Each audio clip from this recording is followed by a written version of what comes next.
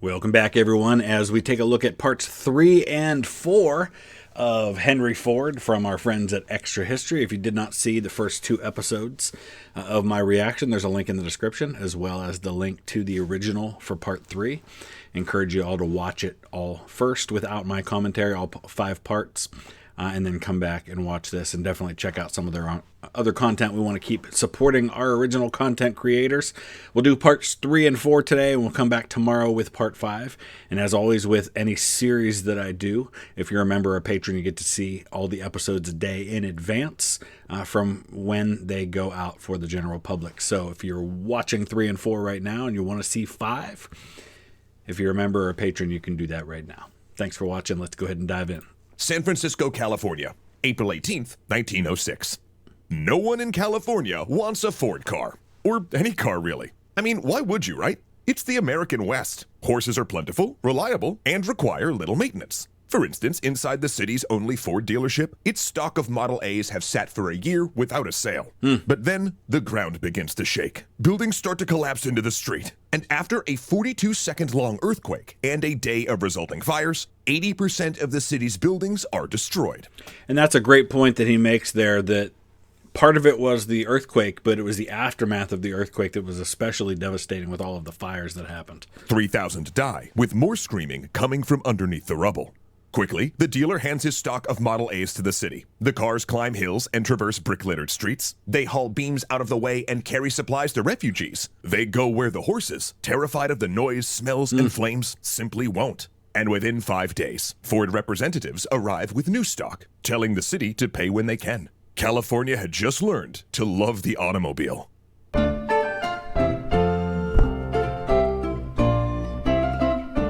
Such a great point, and we highlight this every so often, is that sometimes there's luck involved, or chance involved, or destiny, or fate, whatever you want to call it.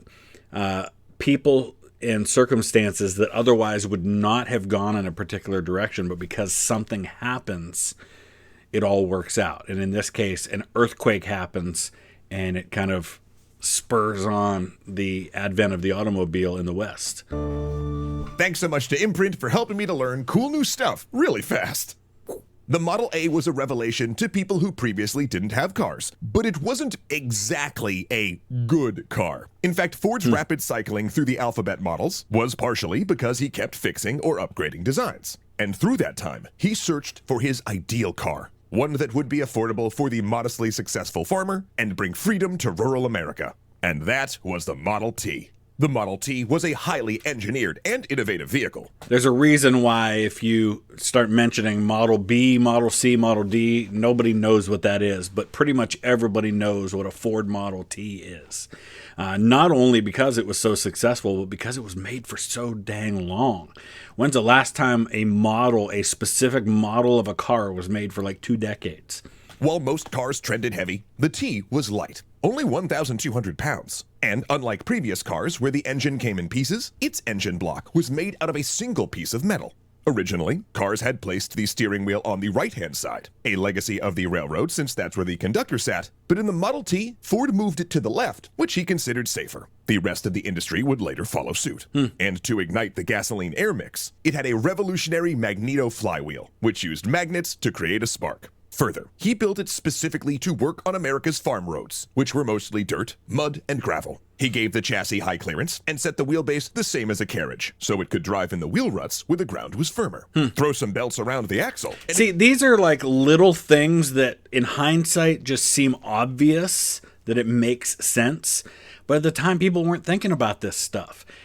So this is all with the mindset of how do I make this more accessible to more people? And little changes like that, not really little, but just things like making the wheelbase the same as the ruts of a carriage. It's a little thing, but it's massive in terms of making the difference between, am I going to buy this car from this company or am I going to buy this car from this company? Those are the kinds of decisions that get made. It could even be used as a portable motor for running farm equipment. And in 1908, all this could be yours for $850, where other comparable cars cost over $1,000. And as Ford moved into a mass production system in his new plant at Highland Park, That price would fall almost yearly, down to $490 in 1916, and by that point, over half of the cars in America were Ford Model Ts. Now, it's impossible to overstate the impact that this car had on America. Rural families were previously rooted to their land, since horses tired out quickly. Heck, if a family member lived 20 to 30 miles away, you might not see them for decades. For these people... That's true. I mean, it seems silly to us today. In the United States, people commute that far to work without giving it a second thought. I drive 37 miles to church on Sunday morning. My sister, for years, commuted like 70 miles every day, one way to work. She was driving 140 miles to and from work.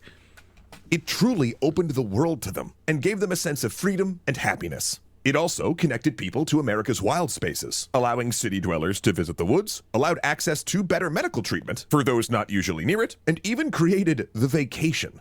Yeah, this is some of what I mentioned in the last episode about the idea of recreation. This was stuff that was not really thought of, but it's happening at the same time that changes are being made to the work week, and Henry Ford has a part in all of that, and how many hours people are working. So all of this combines to change the lifestyle of Americans to being more not focused just on work and not focused just on where they live, but getting out more. And this is why this happens in America, but it doesn't happen as much in Europe. Why Americans are much more familiar with motor vehicles, and why at this time, I don't mean today, and why Americans are much more used to traveling further distances where that didn't happen as much. It's also why we didn't develop public transportation the same way that Europe did, because of all of these things. The Model T also spawned a sexual revolution. Previously, dates happened within sight of family, or at least in the same town. But pick up a date in a car, and you and your sweetheart could get away from prying eyes in what was essentially a private room. This feature was so infamous, in fact, that writer John Steinbeck joked that half of a generation was actually conceived in Model Ts. For all of those reasons, Ford was bombarded with letters of thanks from farmers, some even calling him a liberator. It lifted us out of the mud, one woman wrote, and gave us joy. The car was so ubiquitous, it actually had a whole subgenre of joke books written around it, laughing about how it rattled, was so small and light and cheap to purchase. And owners often, superstitiously, ascribed personalities to their vehicles, dismissing the temperamental People do that today, right? A lot of people have names for their cars. Behavior of its starter crank and engine, not as a flawed design, but simply as the vehicle making mischief or being stubborn. Remember, these were people who'd grown up dealing with horses who actually did exhibit these behaviors. So I can kind of see where they're coming from. Now, before the Model T, Ford's reputation was that of a talented and principled everyman who'd made good. He famously battled a patent troll in court who, bankrolled by an electric car company, claimed to have invented the internal combustion engine and wanted a percentage of every car sold. Ford's victory there, pitched as a Teddy Roosevelt-style antitrust battle, made him a hero. But once the Model T changed the country, Ford achieved superstardom. Books and magazine profiles touted him as a genius inventor. And think about this, the car has his name, so that's an even bigger part of this. Ford is not just a company, it's the guy. And, few companies have been so identified with their founder the way that Ford has. And business wizard. Though, just to be clear, Ford didn't design the Model T by himself. He was absolutely key, that's for sure. An ideas man who headed up the project. But he did it with a team of engineers, many of them first or second generation European immigrants. Likewise, he didn't run his company alone. Ford Motor Company would likely have never even produced a single car if it hadn't been for James Couzens, a shrewd and steely executive who was one of the few people who could stand up to Ford.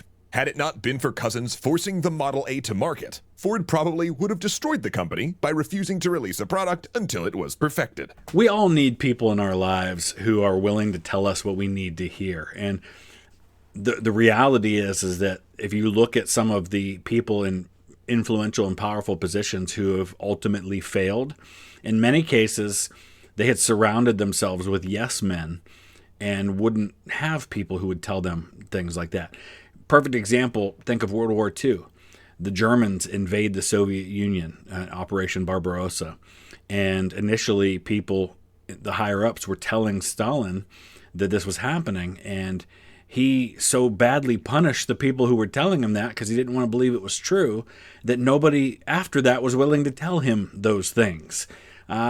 The same thing went with Hitler and others as well. It also wasn't Ford who originally championed the assembly line, but rather engineer, executive, and Danish immigrant Charles Sorensen. In 1910, he held a demonstration where he towed a Model T chassis on a rope through the factory as workers stood along the line, adding parts as it passed. And 3 years of research and development later, they tried the new system with the flywheel magneto and realized it could triple production. They then expanded the program to engines, wheels, fenders, and soon, the Ford plant at Highland Park was the first ever mass production line. Parts went by workers on conveyor belts or hooks, and each man did a single task with his tools and supplies right by his side. They might put on a bolt but not tighten it, or tighten a bolt that someone else had placed. This cut the time it took to produce a Model T from over 12 hours per car down to 93 minutes. Wow. But workers hated it. They stood in place for hours. Hey, think about it. Do you want to do the exact same thing over and over and over again for hours on end? Doing mind-numbing, dehumanizing work. Plus, the noise was deafening. Employee retention crashed, and the turnover rate soared to 380%. 8 out of every 9 new hires quit within days. But Cousins had a solution, and he'd won Ford over to it. They'd raised the minimum wage at Ford from $2.34 a day to $5 a day. You double my pay, I can put up with a lot more. And set the work week at 40 hours. That's to huge. Maximize the good press, he talked about this seems like such common sense for us today, but it wasn't. I mean, people were regularly working 60, 70 hours, sometimes 6, sometimes even 7 days a week. But not as a simple raise, but a profit-sharing plan. And people went nuts. Within days, 100,000 people were outside in freezing temperatures, demanding jobs. At times, the mob got so rowdy, it would try to storm the gate, and Ford security would turn the fire hoses on them. Also, those workers might not be who you're picturing either. Ford's labor force was heavily comprised of recent immigrants, from Eastern Europeans and Scandinavians to Japanese and Arab Muslims. Around 30% of Ford's employees were black, and while they did tend to get the more dangerous jobs, the Ford Motor Company was unusual for the time in that it had black managers who possessed the authority to hire and fire white subordinates. But with all of that said, that $5 wage came with some significant strings attached. Immigrating employees were required to attend language and civics classes, and upon graduating, they took part in an odd ritual called the Ford Melting Pot. Graduating workers would come to a gathering in their traditional national costumes, march into a giant prop cauldron, and then come out the other side dressed in suits, waving American flags. See, if you were going to work at Ford's plant, you were going to live by Ford's rules, even off duty. Henry Ford despised drinking and smoking, and he hated seeing his workers take part in it. Similarly, he wanted all of his employees to follow the laws of propriety, only cohabitating once married and not renting rooms to boarders or tenants. So a group of Ford inspectors fanned out through Detroit, spying on his workers at home. I don't think I need to say much about that. At first, when you're first thinking, okay, he's got certain expectations of his workers. I get it. I get you don't want to make your company look bad. I get that they're representing you, but at the same time, what they do off duty, how much does it really matter to you? But spying and those sorts of things, I don't know, man. They would peer into your windows or show up unannounced for inspections that could not be declined. Too much. If they found evidence of alcohol. But here's the thing. If you're dealing with a lot of immigrants, or just with the fact that this is a job that's in such high demand now, probably a lot of people looked the other way at this stuff and said, you know what? Okay, first of all, as immigrants, some of them might have been coming from more authoritarian countries where this was how things were done, where they came from, so they didn't probably think much of it. But again, other people were like, I'm getting double the salary I otherwise might have. I'm only having to work 40 hours a week, 5 days a week. People will put up with a lot of crap if it benefits them. So at some point, though, something's gonna have to give here. They discovered a boarder, an unmarried non-relative, or even if your house was not clean to Henry Ford's satisfaction, the inspectors would give you a warning and knock your pay back to $2.34. And if these infractions were not solved by the next time they visited, you were fired. There were always more men who wanted that $5 wage after all. And Ford's social engineering would not stop at terrorizing his workers. For as World War I concluded and the Roaring Twenties began, Ford would descend into paranoid fantasies about his own labor force and take a deep dive into the anti-Semitic conspiracy theories of the interwar period. The dark side of Henry Ford was about to emerge, and no one, not his colleagues, family, company, or nation, would emerge unscathed. Yeah, let's be honest. Very few people in history, the great people as we consider them, don't have some dark side, some skeletons. It's not a way of excusing it because his is some of the worst compared to a lot of people. It's not okay. But this really shouldn't come as a surprise to us that people, especially at that time, had some pretty horrible views on things. So let's go ahead and dive right in to part 4. Ford plant, Highland Park, 1913. Henry Ford has just returned from a long trip to Europe, being fawned over by the press for his technical acumen and $5 workday. And on his return, a team of engineers, including his son Edsel, unveil a surprise for him. A new prototype. A lovingly updated Model T with new, sleek bodywork. Ford walks around the car, inspecting it. Then, he opens the driver's side door as if to get behind the wheel. Instead, he rips it off. He then walks to the passenger side and destroys that door too. Then he smashes the windshield, stomps the fenders off, and kicks in both headlights. In shocked silence, the team watches as Henry Ford demolishes their painstakingly crafted gift. Ford is teaching them a lesson. This is his company, and the Model T is his car. A perfect car. And no one, absolutely no one, will take it away from him. It's really disappointing to me, in particular knowing the pretty terrible relationship that Henry Ford has with his son Edsel, who he allows to take charge of the company later in life and then just does everything he can to just belittle and destroy his ability to do anything with the company. Because if we look back to episode 1 where we were talking about how Henry Ford was, his interests and his love for engineering and his interest in those sorts of things was embraced by his family. And they kind of fostered that in him. To see him turn around and be such a horrible example of that to the people underneath him, who just basically he treated like they knew nothing and he was the only one who knew anything. It's really disappointing because I know he was modeled better than that.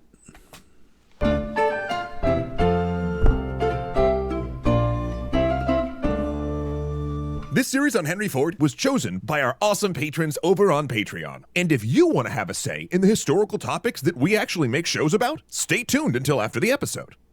To those that knew him, Ford had always had a dual nature. For instance, while he gave his son Edsel every advantage, he was also an overbearing, controlling father. And his famous ability to take on all comers, admired in many instances, also made him hostile, temperamental, and abusive. He also loved boyish pranks, but as he grew older, they became more mean-spirited. In fact, at his first factory, he once hooked up a battery to a urinal so it delivered an electric shock when used. Still, employees loved him for his common touch and willingness to pitch in on the factory floor. And despite the sinister undertones of Ford inspecting workers' homes, most employees, even the journalist Ida Tarbell, who you can learn more about in our Teddy the Trustbuster series, praised his social programs. After all, the $5 daily wage changed their lives. In a few years, it raised the average savings of a Ford worker from $200 to $2,000 and made it possible for their children to attend school rather than work themselves.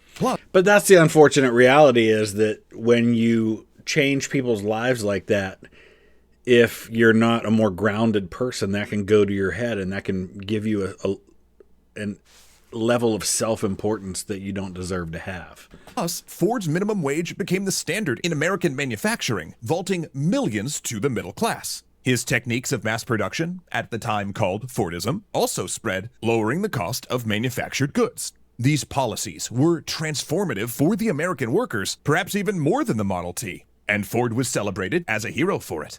But in 1914, a darker side of Ford began to emerge, because he began thinking that he was in fact the lone genius that the press treated him as. Instead of just engineering and business, he assumed he could speak knowledgeably as a master of any topic. Nobody gets there by themselves, and when you stop recognizing that it matters that you surround yourself with important people and you start thinking you're the only one with that knowledge and with that ability, That's a recipe for disaster. From politics to society to war and peace. And he forgot he hadn't done everything himself. Hadn't done anything by himself. Ford began butting heads with James Couzens, who had for years successfully reined in Ford's worst qualities and channeled his best ones. But in 1913, Ford decided that Couzens would no longer restrain his genius. He publicly contradicted and undermined Couzens in meetings, went around his back, and at one point, when Couzens asked him to sign receipts for borrowing company property, Ford instead burned them. See, this is the problem. It's not even that Ford thought he was better than everyone else. It's that he didn't even handle things in an appropriate manner. If you don't think someone's doing a good job, just replace them. Why you got to leave them in a position of authority but then undermine them at every instance? It's what he does to his son later on. But the break came as a result of World War I. Throughout his life, Ford was an avowed peace activist. He believed war to be wasteful and unproductive. It broke down rather than built up. The war in Europe, he said, was nothing to do with America or the average man. Was he right? Well, kinda, but he also called American soldiers lazy and insane, would later say the Lusitania's civilian victims, quote, had been warned, and blamed the war on a They had been. You still don't say it, though. I mean, just because something's true doesn't mean you need to say it. The truth is that the German government had been printing articles in the newspaper, advertisements in like New York papers, warning people that if they took passenger ships into their exclusion zone around the UK, that they could potentially be fired upon. So there is truth to that. Still don't say it, though. Shadowy cabal of, quote, bankers and financiers. So, yeah. Jews. Then in December of 1950, he chartered a ship in a highly naive scheme to send a delegation of peace activists to neutral Norway to negotiate an end to the war. This trip was a disaster, as you can imagine, and Ford abandoned the delegation the moment they made dock. Journalists also found him shockingly ill-informed on the state of current events in the war. The last straw for Couzens was Ford using company letterhead for these activities and trying to publish an anti-war editorial in the Ford Company newspaper. He resigned, later going on to become mayor of Detroit and a longtime U.S. senator. Good for him. Meanwhile, the Dodge brothers, who were now building their own cars, mind you, and Ford's other investors had it with him. He was never supposed to be solely in charge of the company and had clearly shuffled money around to avoid paying investors. Yet it was his plan to divert $55 million of dividend payments to build a giant new plant on the Rouge River that finally pushed things too far. From the Dodge's standpoint, Ford's Model T price cuts, the $5 wage, and his aggressive expansion had come at the cost of the shareholders. They successfully sued him, forcing him to halt construction plans and pay out a $20 million dividend. Ford had enough of being controlled. For decades, he'd been resentful of his investors, men who, from his perspective, contributed nothing but money. So he formulated nothing but money. You don't do any of that stuff without money, dude. The whole point of investment is that you're getting a return on it. Plan to cut them out. In 1918, he retired, passing the presidency to Edsel, then loudly started talking to the press about forming a new company in competition with the old one. He would make a new car, he told reporters, half the price of the Model T and better engineered. I'm putting my son in charge of the company, and then I'm going to do everything I can to destroy him afterwards. What a scumbag. Shareholders panicked, thinking Ford's new venture would put the Ford Motor Company out of business. So when purchasing agents approached them offering a good price for their Ford stock, every single investor sold, thinking the shares could only drop in value. But those agents were secretly buying on behalf of Henry and Edsel. And when the deal closed, the Ford Motor Company was the largest wholly family-owned company in the world, and Ford could now do whatever he wished, including cutting out almost everyone who'd helped him form the company and make the Model T in the first place. By that time, the company was turning out anti-submarine patrol boats and aircraft engines for the war effort. Now, Ford hadn't changed his ideas about the war, but once the U.S. joined, he wasn't going to shirk his patriotic duty. While few of the boats or engines arrived in time for combat, it was still a successful test of American manufacturing's ability to pivot from civilian to defense production. And why does that matter? Because it's a test run for what's going to happen in World War II, where you're going to turn all of this manufacturing to the war effort. You know, a lot of things, despite the fact that the U.S., in terms of combat, isn't involved that much in the First World War, just for that. Mainly, I mean, a little bit here and there, but mainly the U.S. involvement is the summer and fall of 1918. And, half of all U.S. combat deaths in the entire war are going to happen in the Meuse-Argonne offensive, which is 6 weeks. But it does catapult the United States onto the world stage, that along with some other things, and it does set us up nicely for the Second World War.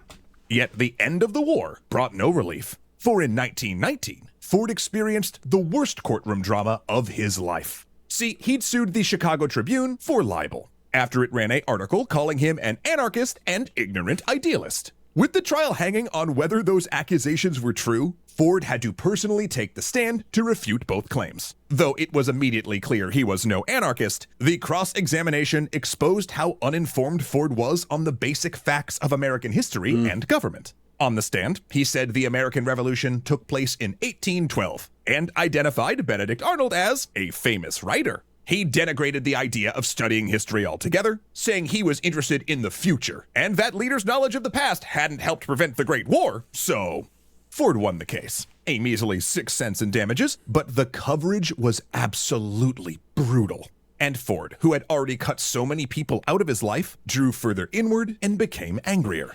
See, up until this point, probably a lot of the stories about Ford was just hearsay. It was just what people said, well, man, I saw him do this. I saw this happen. But it wasn't public. It wasn't exposed for everyone to see. When you do it in court and it's under oath and it's testimony, now you've exposed yourself for everyone. What's the saying? Something along the lines of better to let people think that you're a moron than open your mouth and remove all doubt. And one outlet for that anger was a personal column he had in the Dearborn Independent, a struggling local newspaper that he'd purchased. There, Ford decided his next great social crusade would be against the people he considered responsible for the start of the First World War, Here we go. as well as everything else he didn't like. And now we've gotten to the part that the foreshadow has been warning us about. In May of 1912, Ford published the first article in a series called The International Jew, the World's Problem. This is so important because a lot of people think that this was a uniquely German issue. But even before this, before 1912, a decade or so before this, you've got massive persecution of Jews in Russia. A lot of Eastern European Jews are leaving Europe decades before the Second World War, coming to places like America because of what's going on. This is not something that suddenly happens in the 1930s. In over 90 articles, based on ideas Ford expressed to the ghostwriter who actually penned them, the series alleged a vast and improbable conspiracy controlling every aspect of life. And people still say this today. It's the Rothschilds that funded the war and are responsible for oh my gosh. According to these articles, Jewish plotters were behind everything from the First World War to the rise of square dancing and jazz music. They were behind U.S. monetary policy and ruined the sport of baseball. Not only did they supposedly control Hollywood, but also bootleg liquor and the Irish Catholic political machine of Tammany Hall. And in one piece, clearly still stinging from his trial, he said they were the reason Benedict Arnold turned traitor. These articles, legitimized by Ford's signature, mind you, were incredibly dangerous, especially since every Ford dealership had to stock the Independent, giving it a national reach and eventually a circulation of 700,000. Wow. And he later published them as a 3-volume book with a slightly tweaked title, The International Jew, the World's Foremost Problem. Jeez. Ford eventually withdrew the volumes and shut down the paper in 1927, after being sued for libel by a man targeted in the articles. Ford denied all knowledge of the articles, claiming someone else had written them under his name and apologized. The way that this man had his hand on everything in that company, and I understand that by this point he's given up some of that to his son, there's no way that this stuff went on without his knowledge, and if he hadn't been responsible for it, he would have done everything he could to destroy it. But only after Clara threatened to divorce him, though it was already too late. The first German edition of his book had already come in 1922 and landed in the hands of a young Adolf Hitler, who saw much that he liked in Henry Ford. And Yep. All right, so we're going to wrap it up right there. We've got one more episode. We'll come back with that tomorrow, and I hope you enjoyed that. I mean, enjoy is a weird word to say when we're talking about a man who had such a positive impact on the country and then turns around and just reveals himself to be a horrible human being. So feel kind of dirty about it, but this is history. History's not all sunshine and rainbows. So let me know your thoughts. Use the comment section below. We'll be back again tomorrow. Thanks for watching.